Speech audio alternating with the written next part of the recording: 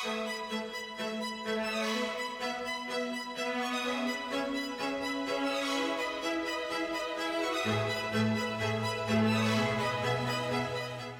a spring day like today, I found myself in front of a London audience gathered to hear about the urgent necessity to demilitarize the world and unify as human beings. As I considered how to open my talk, a paragraph from a book I had read in review came to mind. It had struck me so deeply that I had a photo of that page on my phone. Why can't the language for creativity be the language of regeneration? It begins.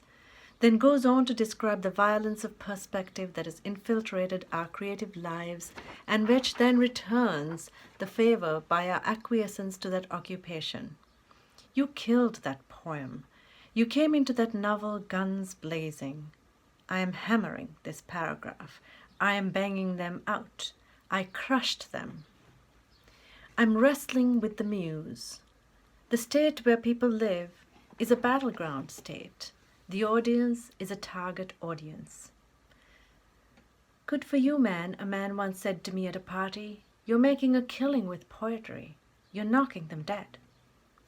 The paragraph is from Ocean Vuong's brilliant book On Earth We Are Briefly Gorgeous, a novel that defies the militancy of our present milieu on and off the page, in and outside the literary world, with superior eloquence.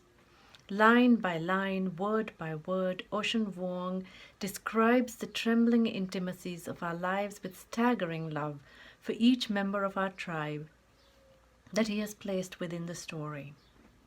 Scenes written with piercing and tender attention to precise relationships bloom outward to include an infinitely dreadful, parched and still bewilderingly dazzling world. Mothers tear and repair their children. Fathers allow love and self-destruction. A boy finds the names for things, finds a boy, finds a place, loses his footing, gains a foothold, walks forward forever looking back. This is a poem of a novel, where the creator addresses everything about art, the art of writing and creating, but also the art of love, desire, craving, cruelty, and all of the ways in which we fail while dancing upon those ledgers, our sheer ineptitude at holding everything in place. Most of all, our most private selves. With consummate ease, Ocean Vuong reminds us of the language inside language. Laughter resides in slaughter. The Vietnam War and the migration of monarchs are set beside each other until what is left is not the mist of napalm, but the fan of the wings of butterflies. A country is a borderless sentence, a life sentence, an observation that alerts us to the imprisonments of minds as surely as it reminds us of how complicit we are in permitting that occupation.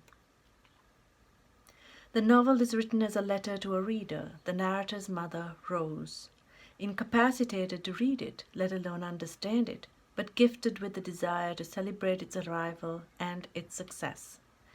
But we, his readers, are a bouquet of roses, equally predetermined in our lacks and our strengths. If there was ever a book for our time, one which calls us to a place of grace, it is this. Vuong's gorgeous book is more than necessary and urgent. It is an enduring anthem of our national griefs, a song whose hurts and violence and beauty and devotions and risks must be learned by heart and sung out differently if we are ever meant to say that we have loved and honored each other as human beings. On Earth We Are Briefly Gorgeous is a book that I have recommended and gifted and quoted from repeatedly since I first read it. It occupies pride of place on my bookshelves, on my mind, in my heart, in my sleeping, waking bones. It is my absolute honor to introduce the 2020 Faulkner Award finalist, Ocean Vuong.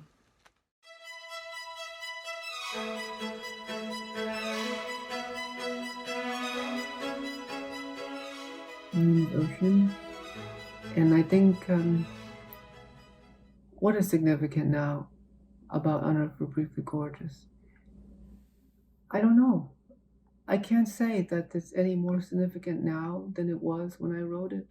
Um, I think it's hard to say as a writer how a work is interpreted in the world, how a book lives in the world. That's up to people and readers. For myself, I think what I do know is that Ocean Vuong gets only one draft at life, and I'm usually not great at it. But when it comes to a book or a novel or a poem, in this case, I got 12 drafts. And anytime we get a chance or multiple chances to bring forth our most considered selves into a project, it's significant. And so, if nothing else, a book is significant because it is charged, it is loaded with the potency of thorough investigation. And that's my hope for Honor.